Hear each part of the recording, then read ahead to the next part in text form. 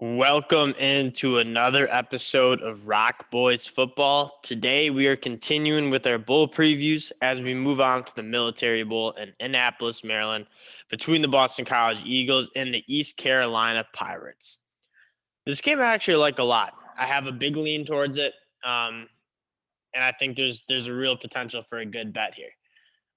Boston College is coming in only favored by a field goal. On a lot of books, you can get it at plus or minus 2.5. So get that hook with the field goal.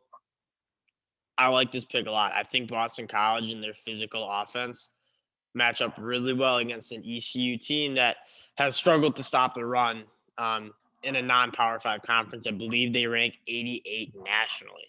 So definitely towards the lower end. And what does Boston College like to do the most? It likes to run the football. Filyakovich missed most of the year with a hand injury, thumb injury, I think. And during those weeks, they just ran the football. Dennis Grosel literally attempted 200 passes all year. It was like maybe 15 a game. And they pretty much rode Pat Garwell the whole way. He's a big physical back who likes to run behind his pads. And then obviously behind an extremely good offensive line. Zion Johnson, one of their guards, I think could be a first round pick. I think he's got first round talent, absolutely moves people. Alec Lindstrom at center is also phenomenal. And they got some veterans on the outside as well. This is one of the better offensive line units we see in the country this year. And recording on Christmas Day, we have not gotten word of any opt outs yet. It'd really be Zion Johnson, Alec Lindstrom. Those would be the big guys who would opt out, who are kind of day one, day two picks. We haven't gotten any of those. Dave Flowers announced he'll return to school. Filyakovich announced that he'll return to school. So it seems like BC is trending in the right direction. Let's look at kind of like the box scores of old games. Essentially the East Carolina Pirates. I don't want to sell this team short. They've had a very good season, 7-5, playing some tough teams. App State's a very good team. They played them at home. South Carolina, all you East Carolina fans watching, they probably should have beat. I think barring a pick six, beat a very solid Marshall team. Played a UCF team that's very good, tight.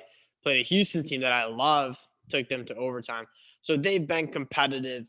The one thing I worry about, and the reason I'm really leaning Boston College, is you look at some of the more physical teams, App State being one team that likes to run the ball. They had two ball carriers who ran for over 100 yards, average over 7 yards a carry.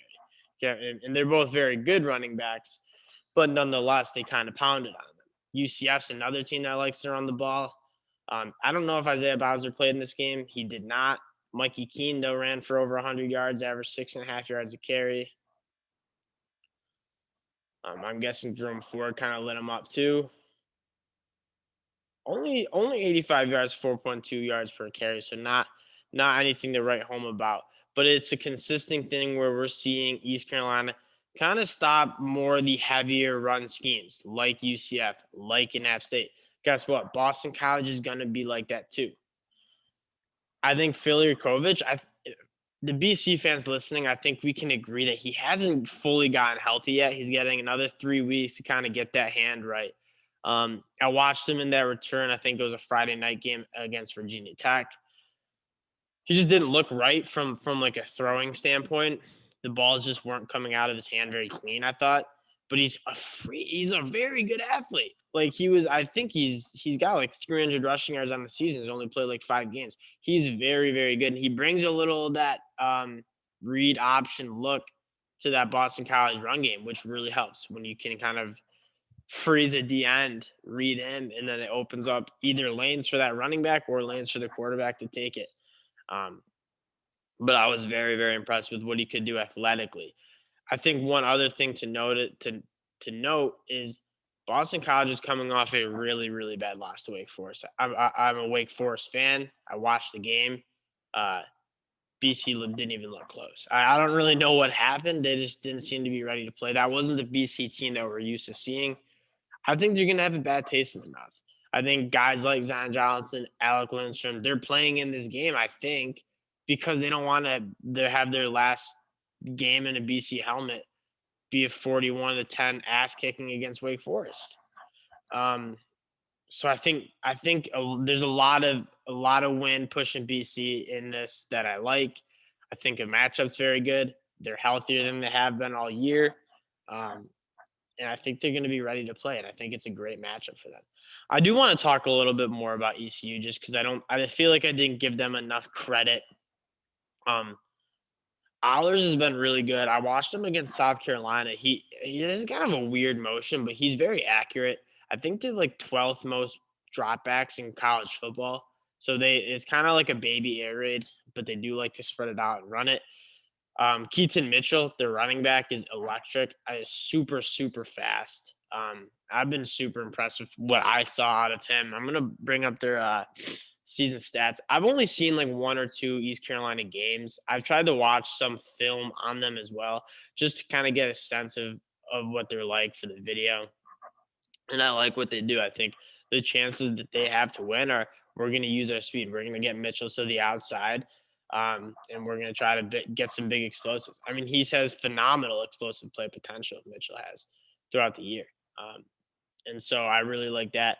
Tyler Snead is a little bit less of an explosive guy and more of like he only averages 12.8 yards a catch, but he's very, very good at just getting open and being consistent. I mean, 67 catches on the year is very, very impressive.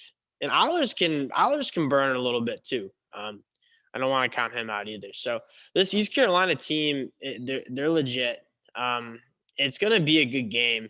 I forget what the over-under is. I'm going to go back and check that out too. I would guess it's around 50, which would make sense. I think both teams are going to be able to score. I just think that clock is going to run really fast. I don't know if we can get it here. We'll look it up here and we'll close out the video.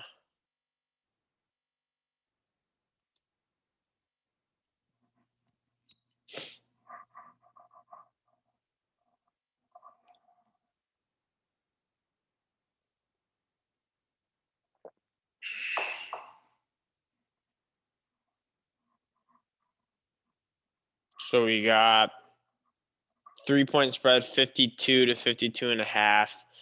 Yeah. So what I like in this game is I like if you can get Boston College inside of that three, because I don't think Boston College is going to blow the doors off of them. They don't really have an explosive enough offense to do that. I also do like the over here. I know Boston College has only averaged like um, 24 points a game, which is clearly nothing to write home about. They've also played some really, really good defenses with a backup quarterback. NC State's a very solid defense. Clemson's a very solid defense. They definitely padded their stats a little bit here, but when they got into ACC play, Virginia Tech has a solid defense. Florida State actually is a very solid defense as well. So and that was all. Most of those games were with a backup quarterback. I think they'll be able to score 30. I think East Carolina is going to be able to get over 20. I think it's going to be a close game. You can count on some explosive plays from Zay Flowers. So I feel like every time he catches the ball, it's going for 50 yards and a touchdown.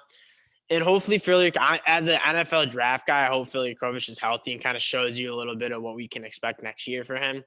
And it's going to be a fun game. I would get excited for both fan bases. It's going to be a fun one. Annapolis, Maryland, probably cold weather.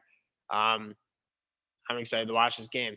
As usual, I appreciate you guys hanging out with me, watching the videos and the sport. We'll see you guys next time. Peace.